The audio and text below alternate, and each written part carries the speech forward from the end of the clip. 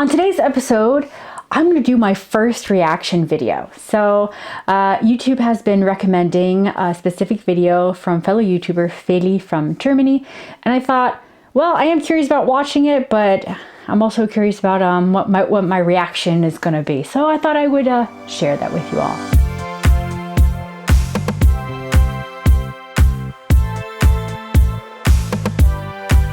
Hello, Lieblings. I'm Mari, science fiction and fantasy author who's been living in southern Germany since 2014. So the video that has been recommended to me quite often, I have my computer here, is the dumbest questions I've been asked by Americans from Feli from Germany. If you are not aware of this channel, which I doubt because I have a feeling a lot of people who watch these episodes on my channel probably also watch stuff from her channel as well. So, but anyway, so she said this is actually a part 5 of a series, as in she's had this much material to make 5 episodes about the dumbest questions.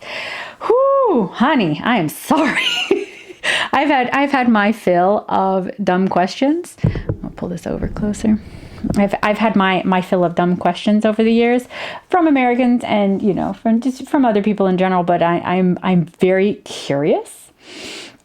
So I thought I really want to watch this, and yeah. let's just get started. For those of you, like I said, if you are new to who Feli is, she is a German from Munich who lives in Cincinnati, Ohio. So she's literally like almost exactly the inverse. I'm from Indiana. I live in Baden-Württemberg. She's from Bavaria. She lives in Ohio. So it's like we're, yeah. Anyway, she has a lot of really great stuff. I do recommend her channel. I really like her way of trying to just explain these cultural differences of looking at the U.S. through a German lens. And so that's why I'm just really curious about the kind of questions she's been asked. So let's just get started. You know when people say that there are no dumb questions? I actually say that myself a lot. Well, turns out sometimes there are.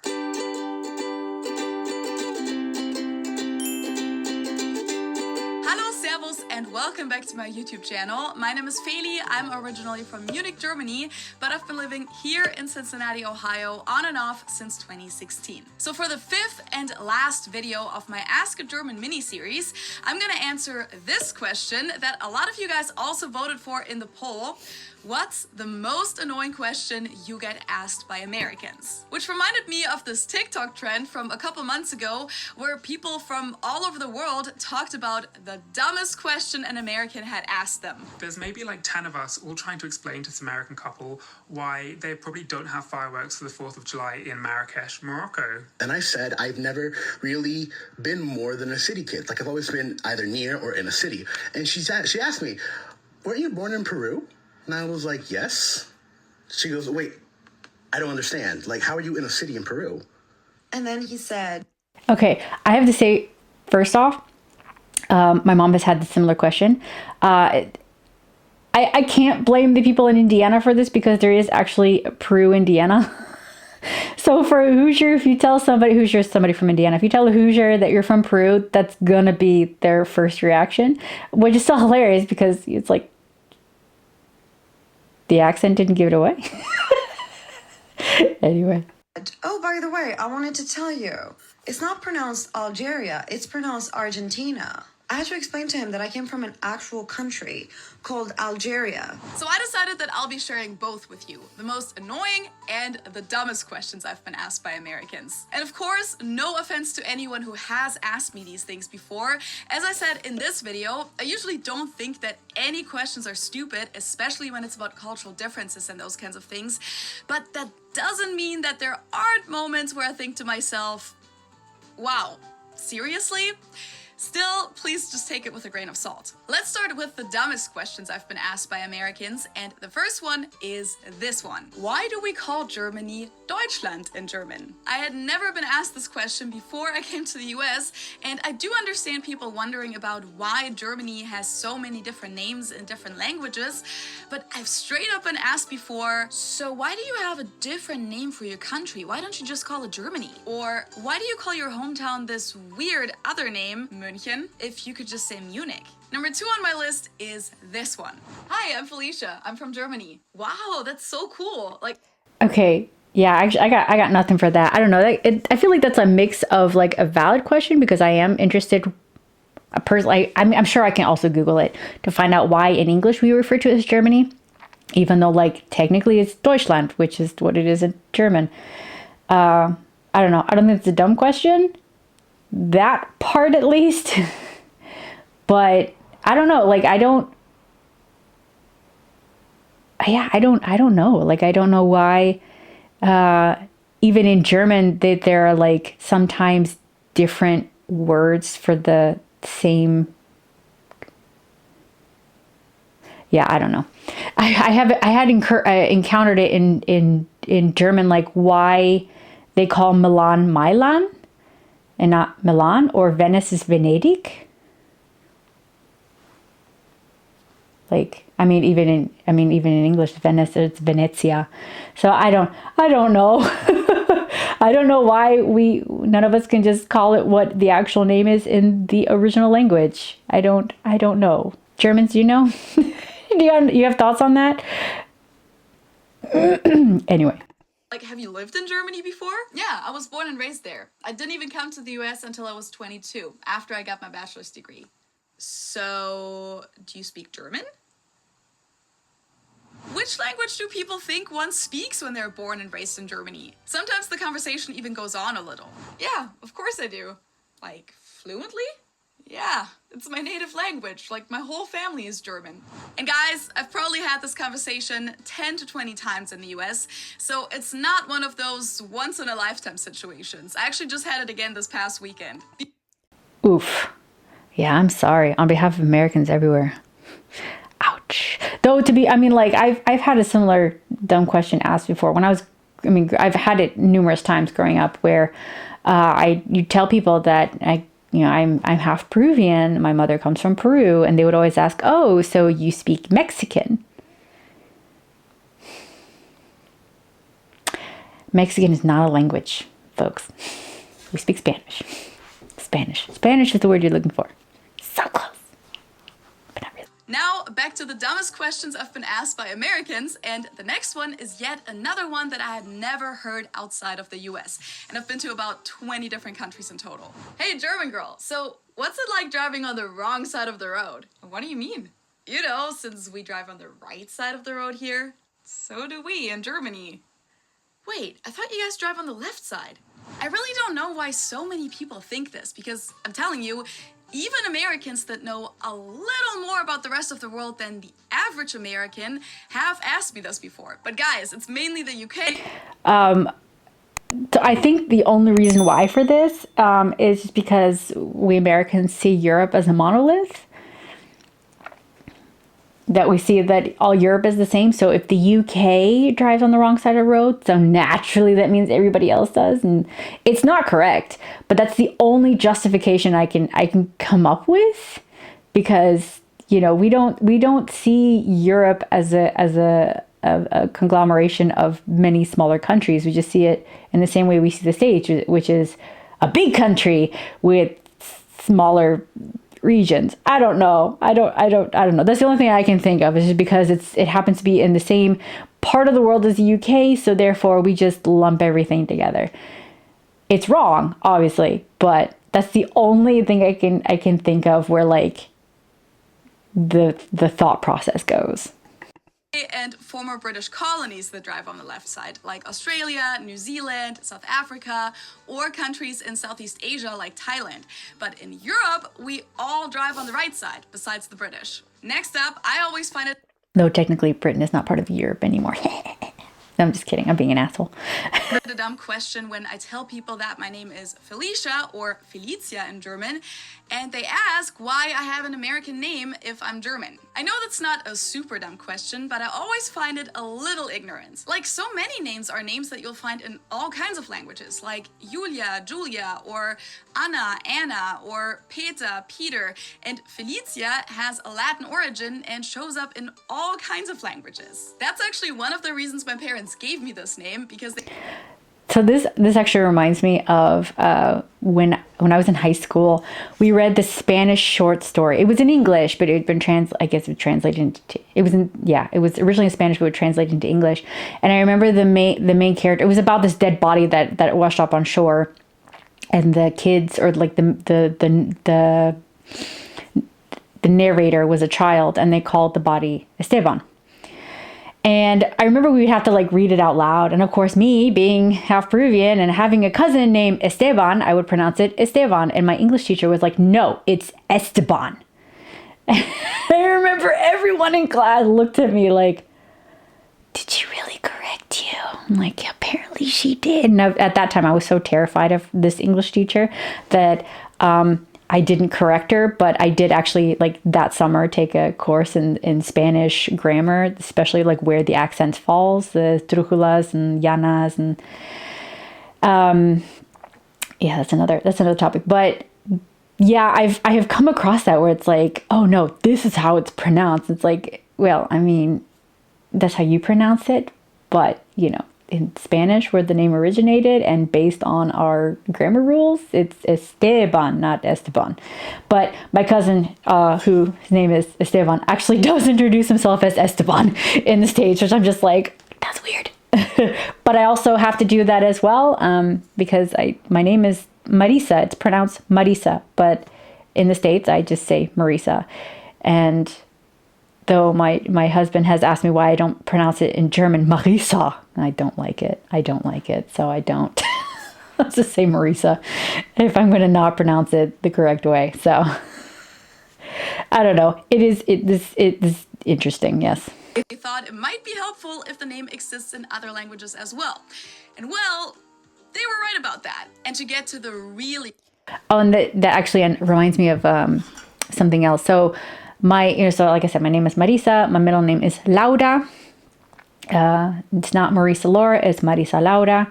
And my mom, actually, when I was born, she was trying to figure out what to call me. She debated whether to call me Marisa Laura or Laura Marisa.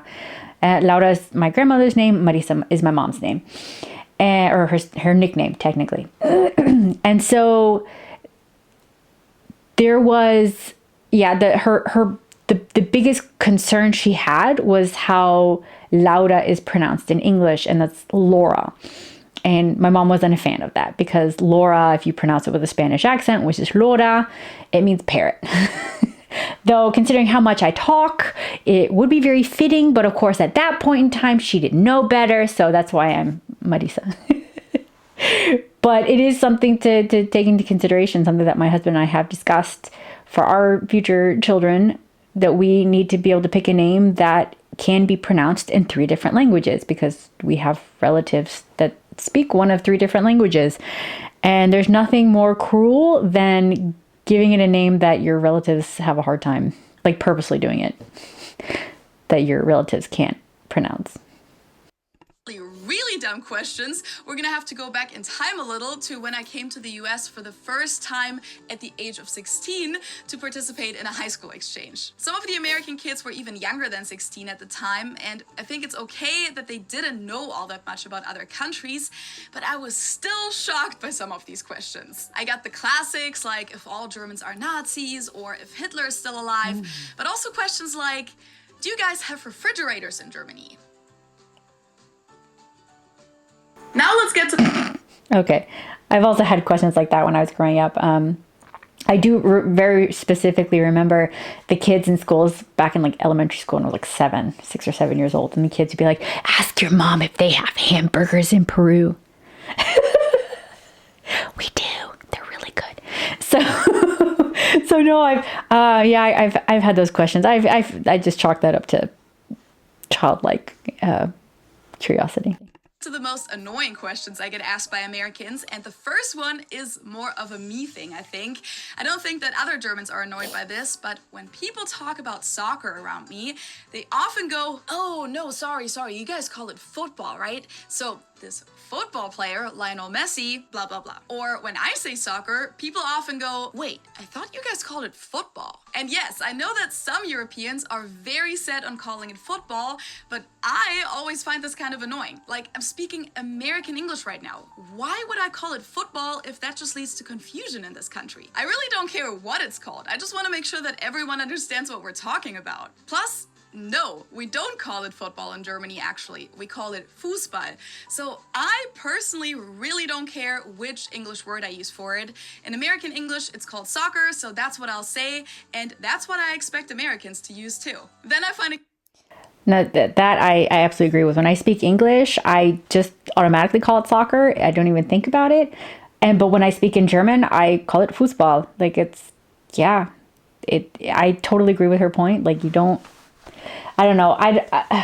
On the one hand, I feel like some Americans are just wanting to show like, oh no, we are aware that we say it differently than other countries. And I don't know, maybe to feel like they're being helpful, maybe. I don't know. I've not been in that part of the conversation. I have been around Europeans that have very emphatically been like, "It's football," and I'm like, yeah, okay, chill out, dude. But so I don't know. That's I agree with her. Just whatever language you're speaking in, just try to be aware of, like, to avoid confusion. I would also kind of, I don't know, I feel like a lot of these things, like, maybe because this is the first time I'm hearing it, I'm like, this doesn't seem like a dumb question.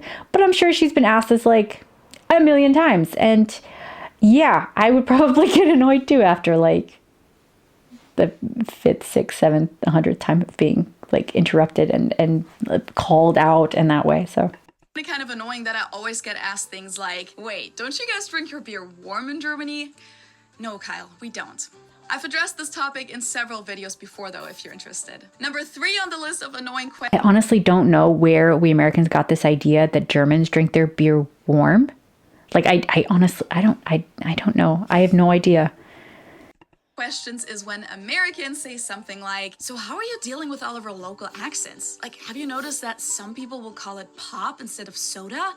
That must be so confusing to you. What accents are you talking about?" Like, yes, regional accents are a thing in the US, but compared to pretty much every other country in the world that has been around for more than 300 years, Americans literally speak the same wherever you go. Like, in Germany, we have over 100 dialects, and our country is smaller than Texas. Sometimes people speak a different dialect in the neighboring village with different pronunciations, different words, and different sentence structures. It's really not that crazy that there are a couple words that people use differently in different parts of the US.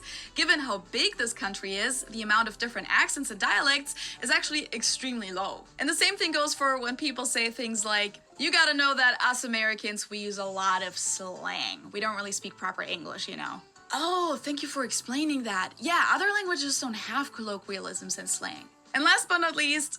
Oh, she is salty.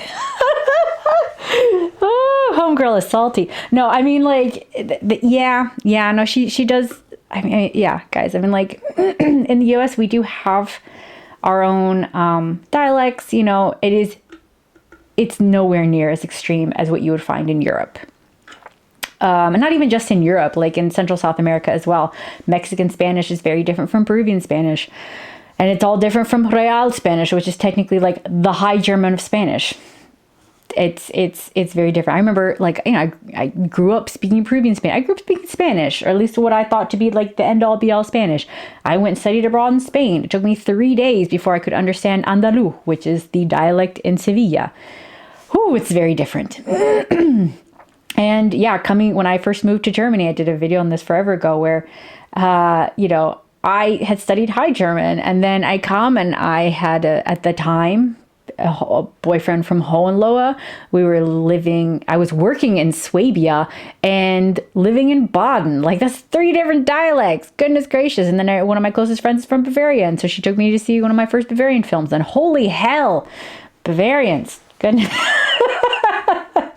Oh, goodness gracious. But no, I mean, like, it is very, like, yes, there are little differences here and there in the States that is not comparable to what you'd find in, I would say, older languages, because, yeah, you get like, yeah.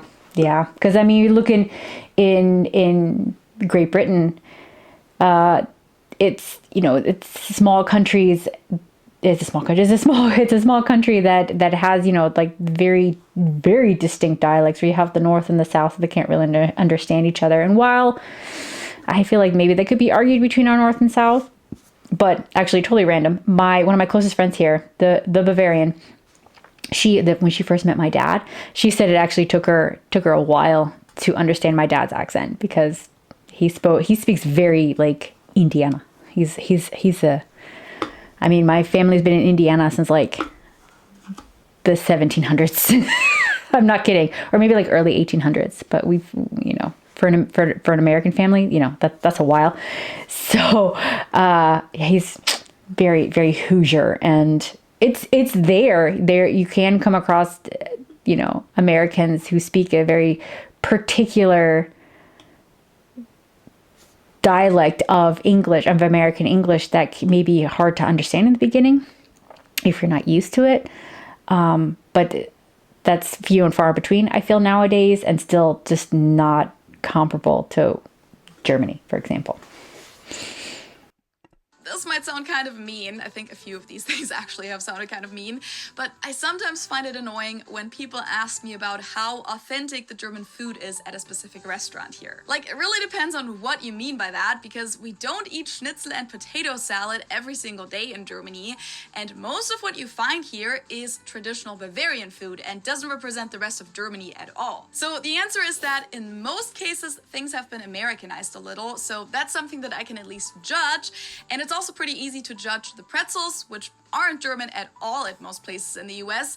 And beer cheese isn't a German thing either, guys, and neither is dipping your pretzels in mustard. But yeah, I personally don't love that question, because it's just such a vague question to answer. And the weirdest thing is when people ask me about pseudo-German food that is actually from the US, like Gouda, which is very popular here in the Cincinnati region, or sauerkraut balls, or the beer cheese dip that I just mentioned. And then people ask me how authentic that is, and I'm just like, well, I've never seen this before I came to the US. So those were all the things that I could think of for these questions. So in terms of the food thing, I would definitely say that's an attempt to come from a good place. And also just because I'm one of those persons that asked the question. Well, no, actually I didn't ask her about the authenticity, but that's just because well, I had actually emailed her a while back, saying if she was ever feeling homesick, that because Cincinnati is close to the Indiana border, it's still a few hours away from Indianapolis, where I'm from, but there is an authentic German bakery. It's the guy is from Bavaria. He specializes in making like Schwarzbrot. My mom would actually like go out and get Schwarzbrot for my husband when we would come visit, to make sure he had, you know, proper German bread. But it did get to the point that he was like, it's not necessary. If I want authentic German stuff, I would have just stayed in Germany, which is fair. But I know, like, asking of the authenticity and whatnot, it is, I don't know, from my perspective, it comes down to Americans,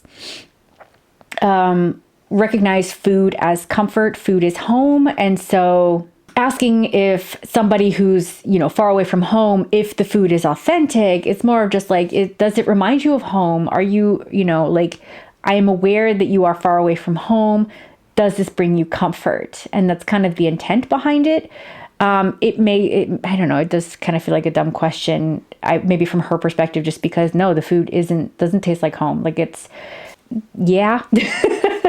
It is a similar thing. I feel like in today's world, in the US especially, it is kind of a mixed bag if you're going to find something authentic versus America. I mean, it's all going to be Americanized to some degree. The question is the community that surrounds it. So, for example, the first Peruvian restaurant to come to Indianapolis was in the late 90s, around 97, 98, I think. And it was a big deal. The owner was Peruvian. He had Peruvian chefs. I mean, like, that food really authentic. But at the same time, though, it did have to be Americanized because Americans can't really eat as spicy as Peruvians. But for the most part, like it wasn't that different. Like we still would go there for certain things that we couldn't make at home or that were harder to make at home, like papa rellena, or I would always get this green sauce because I love it. And they would never tell you the recipe, but they'd always, so every time I'd order stuff, they'd always give me extra sauce because they know how much I love it. But that would be why we would go to a Peruvian restaurant, would be to get things that we can't make at home because nothing beats home cooked meals technically. But we also have, a decent sized Peruvian community in that area that is also not just providing for the Americans, but also for the local Peruvian population. I'm just saying like how it is today, but that's with, you have people that have recently come to the States from wherever. And if you want to compare that to say Germans, that there's still a huge difference there. I mean, German is the third most spoken language in Indiana after English and Spanish.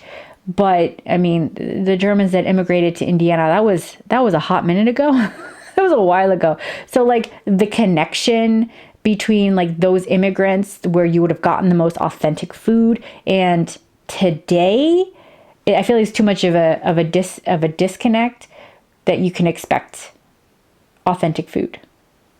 You can find it. You can find it. And I only say this because there is I think I also told her that there was a restaurant in Indianapolis, the Rathskeller. Their beer garden is not a proper German beer garden. I'm not gonna lie. That's very Americanized. The actual restaurant itself is a very high class restaurant. And I have taken other Germans there before, the ones that have felt homesick, which is why I brought them there and also emailed Feli about it. Like if you want home, like there they had like Rouladen, Jägerschnitzel, and they had like, it wasn't just Bavarian touristy food. It was like a broader degree of authentic food that my German friends, feeling as homesick as they were very excited about. But that's where the intent comes from. It's just, yeah, food is home, and we want the people that come to the States to find ways to feel home in this new land. And if it were the other way around and I were to get an email from somebody telling me about an American restaurant, so I have been asked a similar question in her about American restaurants here in Germany, and they're not the same, guys. It's also a very like touristy idea of what the US is like. So I guess I see both sides of that argument, but I think I'm going to have to let it go there because I've already had to restart my camera because I am rambling way too long. So we'll see how much of this I'm going to whittle down. And yeah, we're going to end this today. And yeah, I hope you enjoyed this. I hope you enjoyed this reaction. It was really fun to watch. It is interesting to see, perspectives on certain things and try to see both sides of the argument. And like I said, if you've been asked these similar questions a million times, yeah, I can understand the aggravation behind it and why they're considered dumb and annoying. And so, I'm sorry on behalf of Americans everywhere because I represent America. Anyway, that is it. Thank you so much for joining me. If you're new here, please like this video, give it a thumbs up, and subscribe. It lets me and YouTube know you like content like this and you want to see more. Please leave a comment if you have any questions or if there's a certain topic you'd like to see on this channel. If you want more information about my books and newsletter, I have everything in the description box below. And don't forget to connect with me on social media, whether it is through Instagram, Twitter, Facebook, and TikTok. And that's it. Until next time, adi!